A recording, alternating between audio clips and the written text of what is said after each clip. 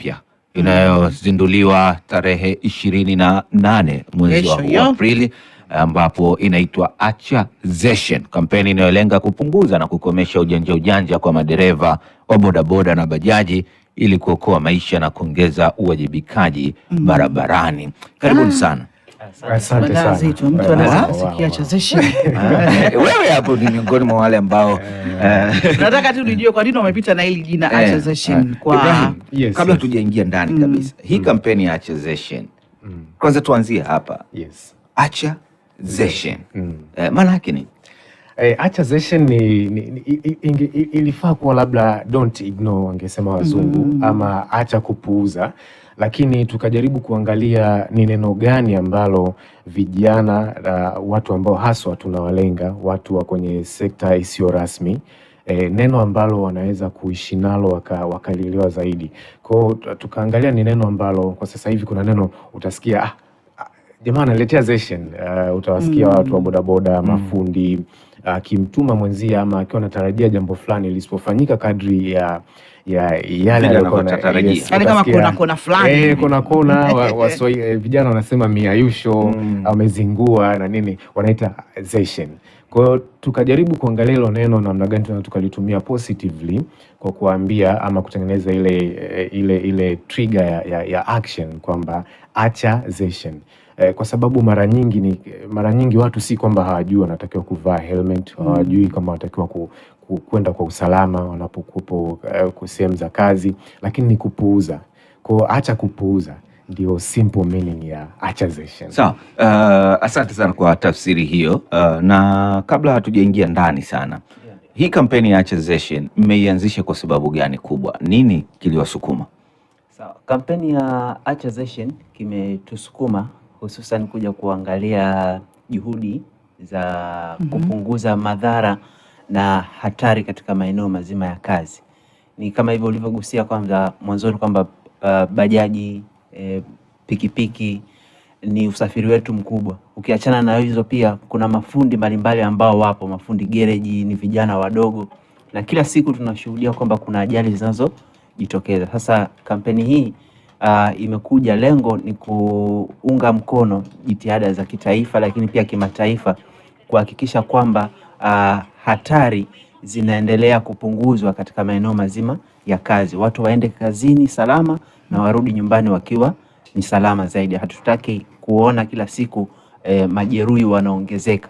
Kwa hiyo ndo adhma kubwa ya kampeni hii ya Achazeshen. Na jicho lenu kwa nini likawamulika waendesha bodaboda pamoja na bajaji, ili hali vyombo vya usafiri ni vingi? Kuna watu wa malori, vyombo binafsi, daladala.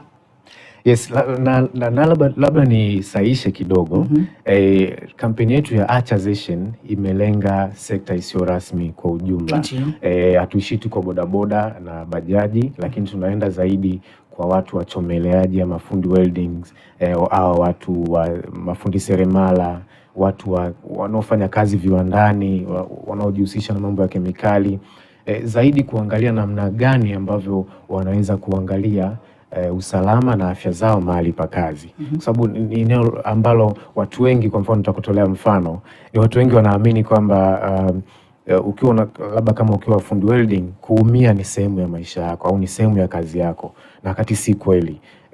Unapochomelea chuma bila kujali mfumo wako wa upumuaji, unapojali tu labda macho tu peke yake, bila kujali kwamba unavuta kemikali pale ambazo si salama kwenye upumuaji wako, unaleta madhara ambayo pengine usiyaone leo, lakini baada ya muda uzeeni kwako inaweza ikaleta shida sana. Na Darasa Kazini Organization, ni hii elimu mnapita kwa moja ama mmepanga kufanya vipi iwafikie? Yes, tumepanga kutembelea hasa sehemu ambazo zina hawa watu, sehemu za viwandani, sehemu ambazo tunaweza tukapata dereva bodaboda kwenye video vyao, na maanisha sehemu za masoko ambazo watu wanafanya biashara, wanafanya kazi ngumu bila kuzingatia usalama wa afya zao, lakini pia sehemu mbalimbali za ujenzi. Kwenye Kiswahili sijui kama Kiswahili ni kiko sawa nikisema karakana za watu wao mafundi seremala na hali kadhalika, sehemu kama hizo. Haya msikilizaji, ni wageni ambao tumeanza nao hapa kama tulivyokujuza, na mengi zaidi utasikia kutoka kwao. Kikubwa tu ni kampeni ambayo inazinduliwa hapo kesho, inaitwa Achazation, ujanja kwa bodaboda na bajaji. Huu mkakati mmeanza nao sasa ama utakuwa endelevu? Mkakati ni endelevu. Tumeanza nao sasa, lakini mkakati ni endelevu na kwa jinsi ambavyo tumepanga kwenye mradi wetu ni kwamba tutaanza kwa mikoa miwili ndani ya miezi mitatu. Tunaanza na Dar es Salaam pamoja na Musoma, kwa sababu ndipo ambapo actually ofisi zetu za organization ya Darasa Kazini ndipo zilipo Musoma, lakini pia Dar es Salaam kulingana na kuwa na idadi kubwa ya watu ambao wanajihusisha kwenye hii sekta isiyo rasmi. Kwa tunaanza hivyo, lakini baada ya miezi mitatu tena kupita tutaendelea kufungua wigo kwenye mikoa mingine. Na Musoma huko tunasikika. Kwa hiyo natumai kabisa watajiandaa. Ndio maana tuko UFM. Sawa. Kasim, labda kwa upande wa Kasim ndio una jambo naye? Hii session ama ujanja kwa bodaboda na bajaji ni tabia zipi hasa ambazo mnaziona zikijirudia mara nyingi mitaani? Okay, session ambazo wapo nazo bodaboda wengi sana wanakusikia wenyewe wananisikia, lakini hata mimi mwenyewe pia cha kwanza nacho ukizingatia nikipanda bodaboda waga namuuliza una kofia ngapi? Umeona? Kama ana moja basi namwambia nipatie mimi. Wewe kichwa chako hicho utajua namna gani ya kujilinda atakapotokea dharura. Na mara nyingi sana kwa hali hii watu ambao wapo kwenye daladala wananishangaa, lakini kikubwa mimi ni kujali usalama wangu. Kwa hiyo unakuta madereva wengi bodaboda hawazingatii swala zima la uvaaji wa helmet, na tunashuhudia kwamba ikitokea dharura yoyote ile basi wao kuumia ni moja kwa moja. Tunasikia watu wanaoitwa vishandu, wengine anatembea na bodaboda anandala amezining'iniza mtindo fulani hivi, au kingine anatembea na bodaboda lakini unaweza kumuuliza kama yupo disco, sauti ambao ameiweka kwenye pikipiki yake.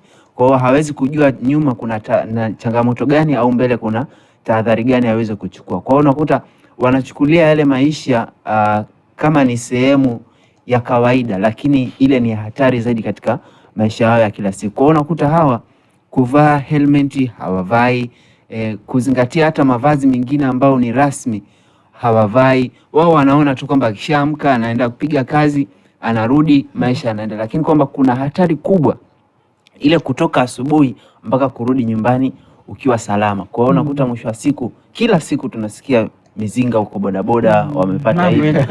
Au mwingine session nyingine ambao wapo nao madereva bodaboda wanasema kipimo yeye anachokipima kwenye jicho ndio hicho ambacho atakachokitumia. Kwa akili ya tahadhari haichukui. Ndio maana unaweza ukakuta bodaboda anapita sehemu kwenye uchochoro ambao kuna lori au gari kubwa, mpaka nyinyi wenyewe ambao mpo kwenye hiyo gari mnashangaa huyu amepita pitaje, lakini yeye anajua kwamba ni wakati sahihi wa kupita. Alafu session labda kuongezea tu, session ni watu wanajidanganya pale ambapo mara moja imefanya kazi. Session inaweza kufanya kazi mara mbili, mara tatu, lakini inasababisha madhara ya maisha. Session nyingine kubwa mtaalamu umeuliza ni kwa mfano kwa bodaboda specifically ni kwamba kwa sababu anajua njia hii hapa haina traffic, kwa hiyo ngoja nipite nisivae helmet, kwa sababu wanadhani labda kuvaa helmet ni kwa ajili ya traffic lakini kiuhalisia ni kwa ajili ya usalama wako wewe na abiria wako. Kwa hiyo hii ni session kubwa sana ambayo tunajaribu kuwaamsha watu. Tunaamini mnajua tayari lakini tunabidi tuanze kuambiana. Na kwa nini neno session hasa nikirudi tena kule nyuma, ni kwa sababu ni neno ambalo tunaamini wanaweza kulitumia wenyewe mafundi, dereva bodaboda, watu wote ambao ni wafanyakazi kwenye maeneo yao ya kazi, wakaambiana lugha ambayo inaonekana kwao ni rahisi kuambiana. Yes, ni nyepesi kuambiana, kaka acha zeshen. Hiyo zeshen kaka, kwa nini usivae maski? Kwa nini usivae miwani? Kwa nini usivae gloves? Kwa nini usivae buti? Kwa sababu tu umeona leo imefanya kazi au jana ilifanya kazi, haimaanishi itafanya kazi kila siku, au haimaanishi kwamba tayari haijaanza kukuletea madhara. That's why tunaamua kutumia hilo neno la acha zeshen. Na kwa namna ambavyo mnavyoona mpaka mkajikita sasa kwa ajili ya kutoa elimu kwa bodaboda, bajaji, hili swala la usalama na afya pahala pa kazi, watalizingatia kweli? Watu wanalizingatia ama wanaona tu vyovyote na iwe, ila kwenye swala hili wao wanaona ni kitu cha kawaida? Kama tulivyosema, zeshen ni nyingi.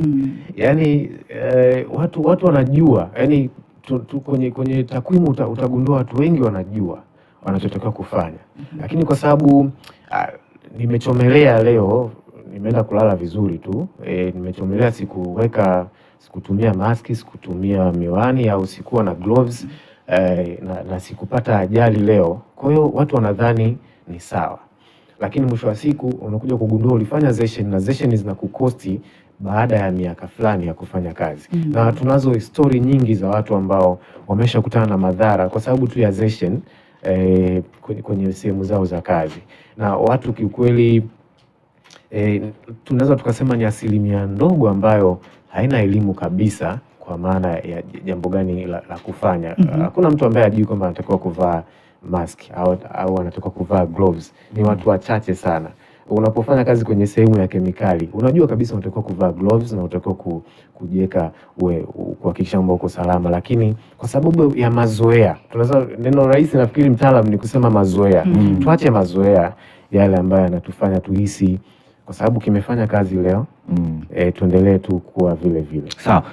Kampeni ya Acha Zeshen, Kasim, itafanyika kwa namna gani? Ni elimu, kampeni za mitaani, ama kuna hatua nyingine zaidi? Okay, kampeni ya Acha Zeshen itafanyika kwa mfumo wa utoaji wa elimu ambao ni kipaumbele kikubwa, lakini pia tutahakikisha kwamba licha ya kutoa elimu, kuna sehemu nyingine tutakuta kwamba mahitaji yale muhimu hawana. Kwa hiyo tutakuwa pia mstari wa mbele, hatutawaacha hivi hivi. Lazima tuachie vitu ambavyo vitakuwa na impact ya muda mrefu. Kwa hiyo tukikutana nao ambao hawana viatu, basi wachache wataweza kupata. Na tunaamini kwamba hatutoweza kuwapa wote.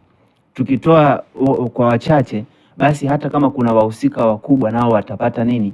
Hamasa ya kuhakikisha kwamba wanaendelea kusambaza vile vitendea kazi vya usalama. Kwa hiyo tutapita humo, kama ni kwenye vijiwe vya bodaboda tutawapatia kama ni reflectors zenye ujumbe pia wa Acha Zeshen ambao utaendelea kuishi kwao. Tutapita kama kwa mafundi seremala, tutawaachia vifaa muhimu kama maski zile za puani. Kwa hiyo tunaamini kwamba kufanya vile wataendelea kuvitumia mara kwa mara. Lengo ni kuunga mkono jitihada za dunia kupunguza ajali, kwa sababu takwimu zinaonyesha kwamba kila mwaka watu zaidi ya 850,000 wanafariki katika maeneo ya kazi, na hasa zikija hizi changamoto za usalama. Kwa hiyo kwamba tunaamini kwamba tukishirikiana kwa pamoja, hii takwimu tutaendelea kuipunguza. Na hata pia tukiangalia kauli mbiu ya kesho ambayo ni siku ya usalama na afya duniani, inaendelea kusisitiza masuala mazima ya psychosocial, kwamba namna gani kazi zinavyozingatia yale mahitaji yote ya kila siku, kwamba majukumu ya kazi, watu hawatakiwi kuelemewa na kazi muda mrefu, mgawanyiko wa majukumu unaenda vile unavyopasa, lakini pia umuhimu wa uwepo wa vifaa kinga ili kuhakikisha kwamba kila mmoja anakuwa salama zaidi. Huyu anaitwa Emma Daniel kutokea Shinyanga Kishapo, anasema mbona mnaanzia kufungua Dar es Salaam na Musoma kampeni ya Acha Zeshen ujanja, na labda kwa nini hamjafikiria kuanzisha Shinyanga, Mwanza, Geita na mikoa mingine, ama hii inakaaje kwa upande wenu? Anauliza. Tunashukuru sana kwa maoni ya mdau hapo, na tumeona vile ambavyo amekuwa na kiu na Achazation na mwitikio mzuri. Na of course sehemu ambazo wamezitamka, kwa mfano Shinyanga ndio sehemu ambazo zina migodi. Kuna sehemu ambazo nyingi watu wanafanya kazi kwenye mazingira ambayo usalama na afya mahali pa kazi unakuwa kidogo uko kwenye hatari. Kwa kumjibu tu ni kwamba ni kwa sababu nafikiri ni kwa sababu ya resources. Imebidi tuanzie hapa Dar es Salaam na sababu nyingine ambayo nilitaja pia ni kuwepo kwa population ama idadi kubwa ya watu ambao wako kwenye sekta isiyo rasmi. Kila siku tunawaona lakini mikoa hii nafikiri baada ya miezi mitatu ndio mikoa ambayo pia itafuata, sababu tutapotoka Musoma ni rahisi kuja Shinyanga, ni rahisi kwenda Mwanza, Geita na maeneo mengine. Yes. Anaitwa Jeff, balozi wa kujitolea wa UFM kutokea Musoma vijijini. Anataka kufahamu huu mradi wa Achazation utaanzia maeneo gani kwa Musoma? Musoma vijijini mtakuwepo kuanzia lini? Na je, ofisi yenu iko eneo gani kwa Musoma? Wakazi wa Musoma wameibuka sasa. Sawa. Haya. Anaelezea? Yes. Sawa. Ramadhan anaweza kuelezea. Anaweza kujibu swali hilo. Sawa, tuliweke basi kiporo. Tutarudi kwake Ramadhani Ngacho kwa baada hatujamtambulisha. Na huyu anasema ya kwamba kuvaa mavazi stahiki kwenye maeneo ya kazi, mfano viwandani, maabara, machimboni na karakana, gereji, itasaidia usalama kwa afya zetu. Anaitwa Mtei wa Nyandekwa Igunga. Habari studio, safi kabisa. Anasema sasa imefika hatua, yani unaweza kuona pikipiki zenye kofia ni chache, nyingi hazina hata moja. Alafu hilo swala la mziki inakera sana kwa kweli. Ni Mshango Mpare kutokea Ilala, tunakushukuru pia. Anasema tatizo lingine sugu kwa bodaboda mnatakiwa kulifanyia kazi ni kutumia side mirror. Bodaboda nyingi hawana stereo mwita. Masintore kutokea Kibigiri Singida. Wameshazoea kabisa. Joram Jackson pande za Mombasa Kahama anasema kumekucha salama na wanatufuatilia vizuri kabisa. Anasema bodaboda acha tu, maana watu washapiga makelele sana mtaani lakini bado hawasikii. Anasema swali kwa Achazation. Mbona anaona taasisi kama vile mmejikita kwenye kazi za OSHA? Yes kabisa. Ni jukumu letu kama watu wote kwenye jamii kuendelea kushirikiana na taasisi ama mamlaka mbalimbali za serikali katika kuhakikisha tuna support kile ambacho kinafanyika, kwa sababu taifa ni letu wote. Tunapojali afya zetu na usalama wetu kwenye mahali pa kazi, tunajali taifa ambalo ni endelevu. Kwa sababu kazi ndio maisha, si ndio jamani? Lakini pia hapo kwenye kuongezea kwamba uwepo wa hizi taasisi au asasi zisizo za kiserikali, lengo ni kuiunga mkono serikali, kwa sababu kuna taasisi ambazo zinajihusisha na masuala ya afya au masuala ya haki. Sasa tuseme nao wameingilia wizara za afya na wizara za sheria? Hapana. Lengo ni kuunga mkono pale ambapo serikali haitafika, kwa sababu serikali ina majukumu mengi na OSHA peke yake haiwezi kufanya. Kwa hiyo sisi tunafanya jitihada hizo kuhakikisha kwamba tunafika pale ambapo OSHA hawajafika, tunafika pale ambapo tunaweza kushirikiana na OSHA kuleta kitu ambacho kina mantiki zaidi. Ndio maana hata kesho kuna tukio ambalo litafanyika kitaifa hapa Njombe, siku ya maadhimisho ya afya na usalama mahala pa kazi, ambao ile tukio linafanyika Njombe. Kwa hili limeundwa kabisa na OSHA. Kwa hiyo kwa sisi tunapita tupo huko na sisi tunashambulia kutoka huko. Sasa turudi kwenye swali la msikilizaji kutoka Musoma vijijini, mtakuwa lini na ofisi ziko wapi? Nashukuru sana na nitajaribu kufanya marekebisho kidogo ya alipoongea bana Ibrahim. Ofisi zetu ziko nafikiri ni mkoa wa Mara, wilaya ya Bunda, sio Musoma. Kwa nitarekebisha nafikiri Mara na Musoma kidogo fanana. Na nafikiri kwa Musoma nafikiri tutaanza na Musoma mjini kuelekea mpaka Musoma vijijini. Tarehe na rasmi na lini nafikiri tutaendelea kuwapa taarifa baada ya uzinduzi wa kampeni yetu hapo kesho. Nafikiri baada ya Dar es Salaam tarehe zingine zitafuatia. Anasema wazo mliokuja nalo ni zuri, lakini abiria wanapaswa kukataa kupanda bodaboda isiyo na kofia ngumu 2 na side mirror. Mosino kutoka Mbagala, kwa sababu hii imelenga kwenye bodaboda na bajaji. Hamtopata nafasi ya kuzungumza na abiria wenyewe kwenye Achazation? Nini hasa mnalenga? Madereva wenyewe, wamiliki, ama hata abiria? Kila mtu, yani kila mtu, yani hasa yani hata bodaboda kwa bodaboda mwenyewe aweze kumwambia mwenzie Achazation unapoona, au abiria aweze kumwambia dereva bodaboda Achazation, au hata mteja wa fundi seremala kule anaweza kumwambia Achazation. Tunahitaji kuendelea kuona ukitengeneza furniture na vitu kama hivyo kama kawaida. Anasema Arusha mnafika lini? Kwa sababu ajali kila kukicha. Anaitwa Chaga Boy kutokea Arusha. Kwenye mpango wetu Arusha tunatarajia kufikia kwenye kota ya 4. Yes. Huyu anasema ya kwamba Achazation msaidie taa za vimulimuli na zile kali na za rangi, vibandiko vinakera sana, muda mwingine inabidi usimame ili wapite kwanza. Godwin kutoka Dar es Salaam. Mimi nafikiri wasikilizaji wanatamani mfanye vitu vingi kwa sababu kuna mambo mengi sana yanaendelea kwa hawa maafisa usafirishaji. Sasa tukiangalia hii kampeni yenu ambayo ndio kesho mnaizindua rasmi, kikubwa hasa kitakachokwenda kufanyika ni nini na inazinduliwa wapi, maeneo gani, na hawa maafisa usafirishaji je, watakuwepo ama nini ambacho mmepanga kukifanya kwa hiyo kesho kwa kuanzia? Ramadhani anataka kujibu. Yes, nafikiri kwa nitaiweka vizuri na nitaijibia kwa mipango ya awali. Tumepanga kuifanyia Mbweni, kwenye kituo kimoja cha bodaboda pale Mbweni, na tutaianzia asubuhi kabisa na mapema.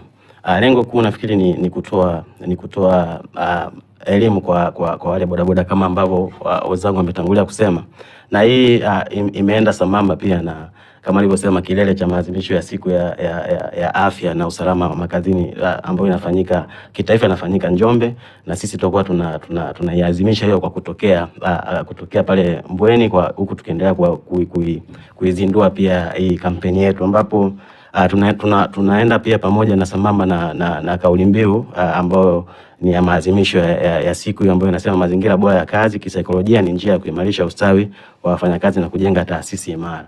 Kwa hiyo tutakuwa pia tunaenda sambamba na hiyo kauli mbiu ya maadhimisho kutokea hapo, ambapo pia tutakuwa tunagusia na masuala ya kisaikolojia ambavyo yanawaaffect pia au yanawaathiri watu wa bodaboda, ambapo pia kuna ambao wao wenyewe hawazingatii, wanaona ni jambo la kawaida. Kuna zile ambazo mtu anaweza kana mtania mwenzake matani ambayo hapendi, ambayo kanasababisha anatoka pale akiwa ameudhika, inapelekea kutokuwa makini pia barabarani, na vitu ambavyo vinatokea pia barabarani ambavyo vinamsababisha apate ile athari kisaikolojia na kusababisha kufanya maamuzi ambayo sio sahihi, ikiwepo ni pamoja na kwamba hatakuwa na vile vikinga ambavyo anatakiwa kuwa navyo, hajavaa helmet, hajavaa reflectors, hajavaa viatu vigumu, akakamatwa na polisi barabarani kwa kuzingatia hizo nanili, itamsababisha kutoka au kupata stress baada ya kukutana na traffic, kumwandikia pale makosa yake na kumpa fine. Atasababisha kumala kurudi barabarani kutokuwa na ule kusababisha kupata ajali. Anasema mkifika Musoma basi mfike na Nyamongo Utarime Mara. Boda wengi hawazingatii sheria. Kabisa, lazima tutalizingatia. Asante sana. Kwenye namba 0621107107 anasema Achazation mwashauri bodaboda wawe na subira sehemu ya mataa. Kutoka Arusha anaitwa Dionizi Malaga. Sasa Zainab, mimi nataka kujua kesho ndio tarehe 28 na ndio mradi wetu unaanza rasmi. Unaanzaje? Tunaamka tu ama kwamba ndio tunaanza ama nini kinafanyika? Of course tuna mambo makubwa, lakini moja kati ya nyenzo kubwa ambayo tutaitumia kwenye kampeni hii pia ni kujaribu kutumia nguvu ya mitandao. Nilikuwa nataka kuona tunaanzaje. Tunaanza kwa shughuli maalum kesho ambayo itakuwa inafanyika na ni wapi? Ufunguzi Ramadhani amegusia kuhusiana na ili tualikane bana, labda kuna mnuso. Acheni session Yes, hatutakuwa na session. Naona kama ambalo Ramadhani amelisahau kulitaja ni kwamba tutakuwa pia tutakuwa tunagaia bodaboda na watu wengine ambao wako kwenye sekta isiyo rasmi nyenzo za kinga kwenye mahali pa kazi. Kwa hiyo tutakuwa tunagawa vitu kama reflectors, kofia ngumu zile na mabuti, ili kwa ajili ya kuhakikisha kwamba Ibrahim, bado mimi hujanijibu. Ngoja niende kwa Kasim. Kasim, kesho wewe ukiwa kama afisa habari, ndio kesho tunafunguaje sasa mradi wetu rasmi? Okay, tutakachokifungua tutakuwa kwanza na mazoezi kidogo ya elimu kwa kama ni kijiweni pale, tutaendelea kuratibu tuone pia namna ya kuweka mazingira yawe masafi kwenye hicho kijiwe. Kwa maana tutaweza kuanza na taratibu hiyo kama ni mazoezi kidogo, lakini pia na usafi wa nguvu katika vijiwe, kwa sababu pia tunaona kutokuwa na usafi ni moja ya zeshen. Tunaweza tukafika kwenye kijiwe cha bodaboda ukakutana unajuza hapa hawa vipi. Kwa hiyo tutafanya usafi kwenye hilo eneo, tutahakikisha kwamba linakuwa salama. Baadaye tunatoa elimu na mwisho tutaendelea kufunga kwa kuhakikisha kwamba kila mmoja anapata kile ambacho tupo nacho kwa siku hiyo ya kesho, ili kuhakikisha kwamba wanaendelea kuwa mabalozi wazuri na wadau wazuri kulinda usalama wao, kwa sababu asilimia kubwa ni vijana ambao tunaowategemea katika nguvu kazi ya taifa letu. Kwa hiyo tutatoa elimu, tutakuwa na swala zima la usafi kidogo, tutafunga kwa kuhakikisha kwamba kila mmoja ameelimika na wao wataendelea kuwa mabalozi wetu wazuri kuhakikisha kwamba Achazeshen inaendelea kufanya kazi Dar es Salaam na hata maeneo mengine ambao wadau ni wengi wanatuhitajia tufike, lakini hatutaweza kufika kwa hivi, lazima tushirikiane na mamlaka husika. Kwa hiyo tutaona namna ya kushirikiana nao ili kuweza kufika. Na hata hii siku ya leo naweza kusema kwamba hata kama uzinduzi rasmi ni kesho, lakini tuseme ule uzinduzi wa awali umeweza kufanyika hapa UFM siku hii ya leo. Kwa hiyo ni kitu cha kuwapongeza na kuwashukuru, na tujipigie makofi kwamba tumefanya kitu ambacho kikubwa zaidi, kwa sababu mpaka kuwapata watu wa mikoa mbalimbali hakika si jambo dogo zaidi. Okay. Sawa. Huyu anasema kwa gharama ambazo mnatumia taasisi yenu kwa ajili ya kuendesha shughuli zenu. Alikuwa anataka kufahamu. Anaitwa Abu Ali Costa akiwa soko kuu Majengo, Dodoma. Kuna mwingine anaitwa Doto Kajala kutoka Shinyanga, anasema anawashauri bodaboda wakipata abiria, anasema wakati mwingine wanakuwa na tabia za udokozi kwa kulia watu vipochi. Zeshen. Okay. Wewe unasema vipi kuhusu kusajili wanachama wa Achazeshen? Wanataka kusajiliwa kabisa, maana wanaona neno hilo lishakuwa ghalani. Nadhani bitu tuangalie namna gani ya mwanachama ambavyo anaweza akawa na yeye ana play part kubwa huko popote pale alipo. Nafikiri kila mmoja ni mwanachama wa Achazeshen. Okay. Yes. Hapa UFM tayari shakuwa mwanachama wa Achazeshen. The way tunapozungumza hapa, naona watu wengi tayari wanazielewa Zeshen na wanagundua kwamba okay, this is actually Zeshen, na wanaamua kuachana nazo. Basi na sisi tunaamini wataacha Zeshen kwa hizo ikaika zao barabarani. Tunashukuru sana katika studio zetu hii leo katika kipindi cha Morning Express. Kila la kheri. Kesho ndio uzinduzi wenyewe, kwa hiyo tunatakia mipango iende salama. Mwache Zeshen mfanye kitu cha uhakika. Asante sana. Basi sawa, tumezungumza hapa na Ibrahim Maximilian, mkurugenzi wa mradi Achazeshen, na Kasim Haruna, afisa habari na mawasiliano wa Darasa Kazini Organization, mradi Achazeshen. Na mwisho kabisa umekuja kumsikia Ramadhan Mabiki, afisa habari msaidizi, taasisi inayojishughulisha na masuala ya usalama na afya pahala pa kazi, Darasa Kazini Organization. Kikubwa